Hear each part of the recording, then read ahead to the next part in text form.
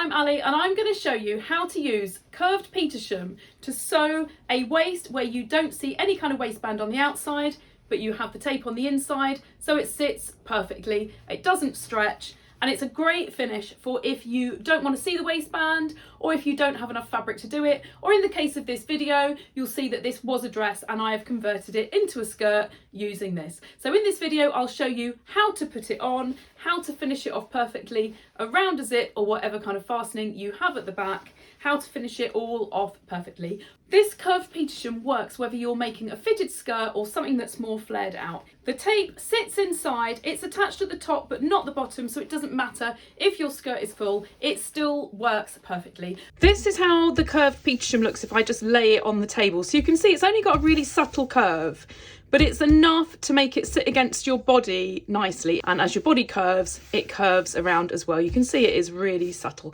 but it's really good for finishing off this kind of thing. So let's just get straight on now and see how I put this in. So for this video, I'm going to show you how I am going to convert this dress into a skirt. I no longer wear it as a dress, and I thought I would now turn it into a skirt and wear it with a different top to give it a different look. So this is the dress before I get started.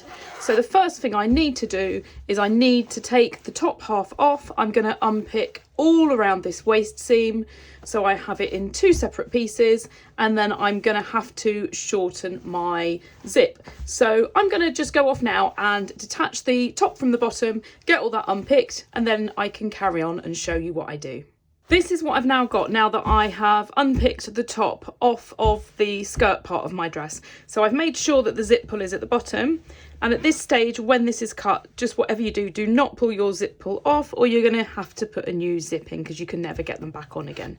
So what I'm going to do is I'm going to just do a little stitch at the top on either side of these to make sure I don't accidentally pull that off. So I've got loads of little threads and stuff that need to come off here from the overlocking, and because the skirt was attached to the top before the sides, I've had to unpick a little bit of the side seam, so I need to put that together as well. And what I'm going to do while I'm doing that side seam, I'm going to just check that the waist is how I want it.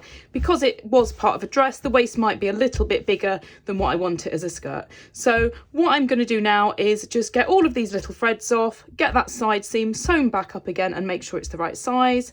So that I can try this on for size, the first thing I'm going to do is I'm going to do a stitch at the top of the zip on both sides to make sure I don't pull it off when I try it on.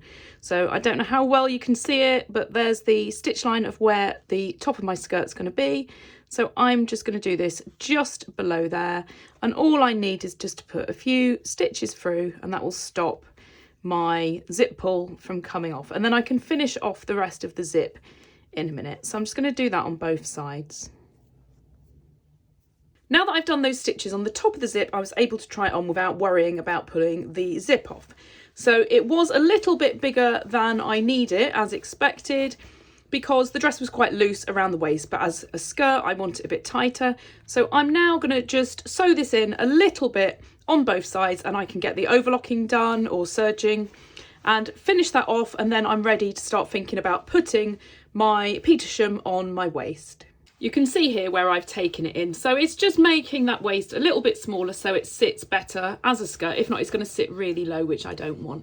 So I can now just trim off this excess. I'm going to overlock it, or you might call it serge it, to finish that off there, or you can just use some zigzag scissors, and I'm going to get that pressed. But it's essential at this stage, before you start putting the Curved Petersham on, you want that waist to be exactly the right size, because you don't want to put a join in it if you need to take it in after.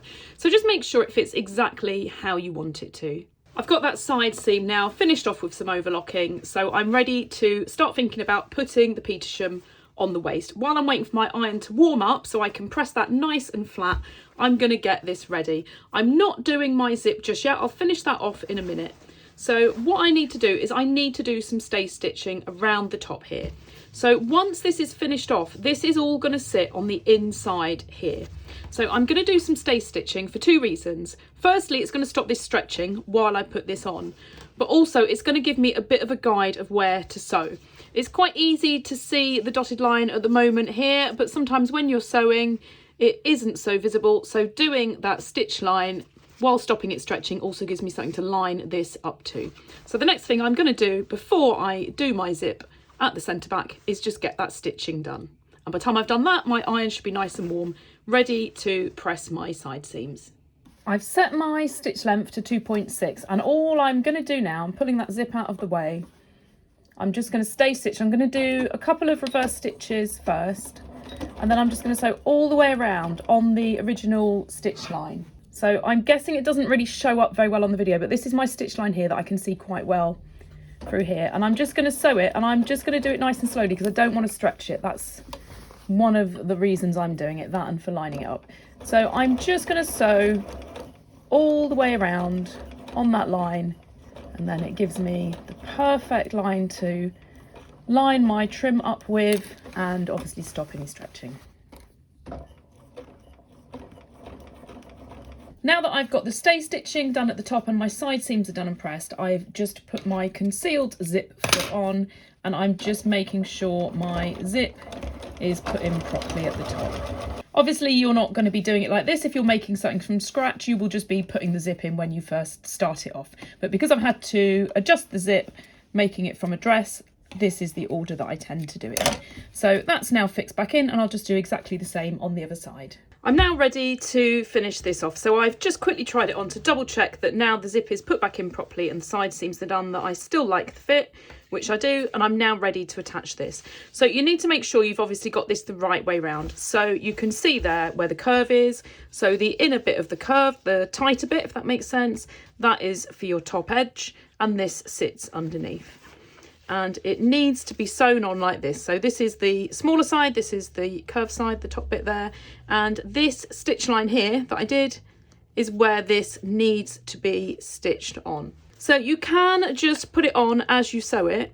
I always like to pin it on first, because what you don't want to do is any accidental stretching while you're sewing it. And it's a lot easier to get it on without stretching it if you pin it first.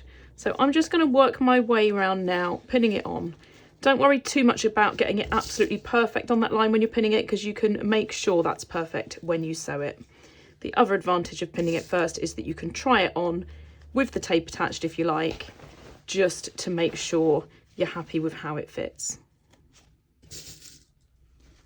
There's always more than one way to finish things around zips, but this is the way I'm going to do it with this concealed zip.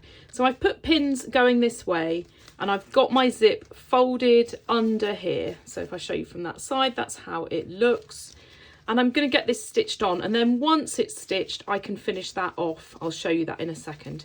But what I don't want to do, let's open that for a sec. I don't want to be sewing it like this. I don't want that all open and then sew across the whole thing. I want that folded under, and I'm just going to line it up and sew through the whole thing. And then before you start sewing as well, just zip it up and make sure it all lines up there. You don't want this to kind of sit like this. You want to make sure it sits perfectly even both sides so it carries on. So I'm now going to get this sewn on. So I basically now need to sew all the way around from one side to the other. So hopefully you can see the stitch line here I did, and you can see why I did it. It's so much easier to see what you're sewing if you do this. If you don't want to be able to see this stitch line once your garment's finished, you can always just do like a hand tack or something, or you can draw it on with a disappearing pen or some chalk so that you can get rid of that afterwards. So I'm going to just sew on the very edge of this curved Petersham. So I'll start, I've just got a regular stitch size on my regular foot. I'm just going to do a couple of reverse stitches first, and then I'm going to take my time going round. I'll just show you starting off because I like to get nice and close when I'm sewing anything like this, but I'm just having this lined up perfectly, and I'm just stitching at the very edge of my Petersham. I'll just see if I can zoom in a little bit more. No, oh yeah. So hopefully you can see exactly where I'm stitching there. And I'm just going to really take my time going round so that nothing stretches, nothing slips, so I can keep it perfectly lined up. And I just need to go all the way around to the other side and do a couple of reverse stitches at the other side of the centre back where the zip is. And now that's all attached, so I'm pretty much done. So this is all going to sit on the inside. So if you've got a fitted skirt, you could tack this down on all of the seams. You could even do some top stitch a bit further down, or you can do some at the top. But because this is a full skirt, this is one of the great things about using this, is that once it turns under, that sits against your body, And my skirt's quite full, but it will just sit there perfectly. This will help it stay in place, and then this will flare out here. So that's all done. I'm not going to put any stitches in my sides or in any of these seams because I don't want it fixed down. I want to just have this serving its purpose of keeping it on my waist and then my skirt being able to flow. The last thing I need to do is just finish off this. If you're making a skirt from scratch, you're not going to have all of these zip teeth up here. You're going to have the zip teeth stop here and then the plain tape, which makes it a lot easier. But because I've converted this from a dress, I've got all of these teeth. So I need to just make this as kind of least bulky as possible. So I'm going to cut part of my zip tape off now. I don't need it that long and I want it to sit behind here. So I'm going to cut it a little bit shorter than what my tape is. And I need to now just finish this off. So I'm just going to fold it under like this. And then I'm going to fold it like this. And I'm just going to hand sew this. I don't want to machine it because I don't want to see it from the outside. So all I'm going to do, if I show you from this side, let's just get rid of any threads that we don't need. I'm just folding it down and I want to fold it very slightly more there so that when it folds down it doesn't sit in the way of those zip teeth. And I'm just going to put a pin in it for now. And that's it. All I'm going to do is just hand stitch it there and then it can have a good press as well. Just make sure any little threads come off, as I had a lot of threads when I was unpicking. And that's it. And then I'm just going to press all around the top as well.